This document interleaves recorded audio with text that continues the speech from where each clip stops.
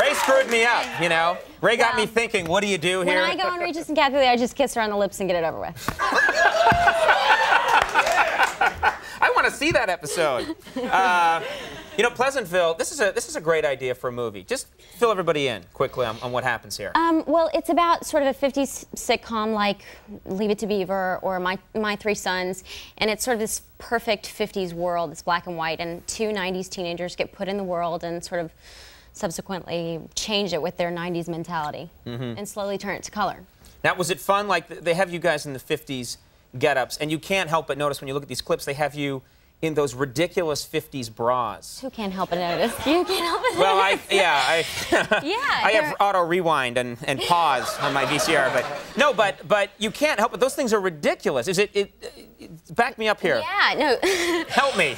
I don't want to just be out here talking about it myself. They're ridiculous. Because when I wear them, they're very uncomfortable. They are. But they give you a lot of support, and when they first showed it to me, I was like, well, what goes in there? You know, what makes them so pointy? But it turns out they stuff a bunch of socks in the points of them, and that sort of makes them go up. And you have to kind of worry about where your socks are, if they're pointing up or pointing down, and sometimes they're uneven. And that could be a little freaky, right?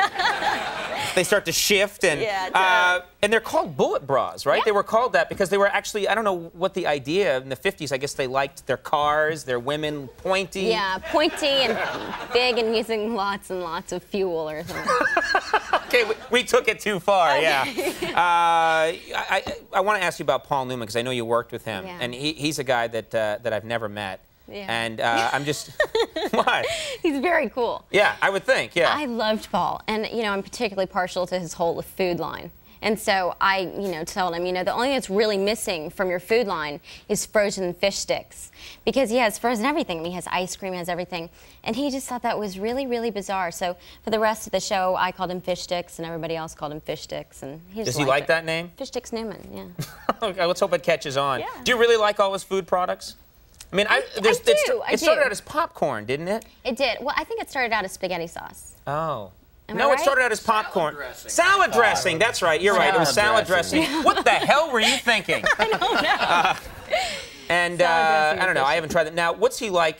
Because you did a movie with him. What's he like when he's on the movie set? He's really interesting. I mean, it was such a respectful set, so everybody just listened to everything he ever said. So when he had anything to say, everybody just stopped everything. And one day he came on the set and told everybody he needed their attention, and everybody dropped their cables and their lights and said yes. And he said, I just want to tell everyone that if you cut a donut in 3 pieces, you can enjoy it 3 times as much as one.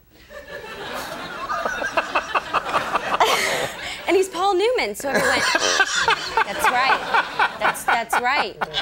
And nobody knew what to say. It was completely bizarre. See, if anybody else says that, it's like, what the hell is your problem? But I know, but it was like, oh, he's so He does, and it's like, he's so not wrong. Right. He's not wrong. You recently shot a film here in New York City. Right. And you did it like on the streets of New York City.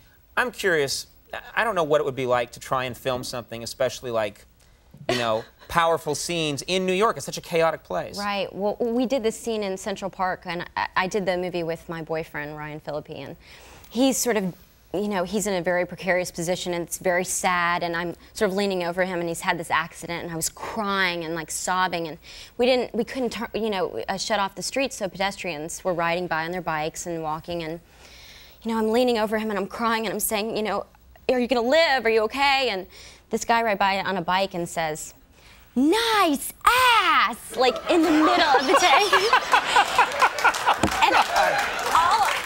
And of course, the first thing I think, you know, being a girl, I go, did he just say I had a fat ass?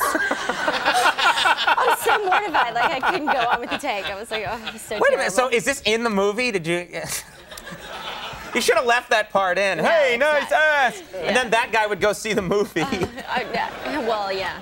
And be completely shocked. Did they grab him or anything, or no? Well, yeah, the director was very mad and turned around and, you know, like, cussed him out and, like, flipped in the bird and, you know, just ruined the take, just completely. But it was really funny.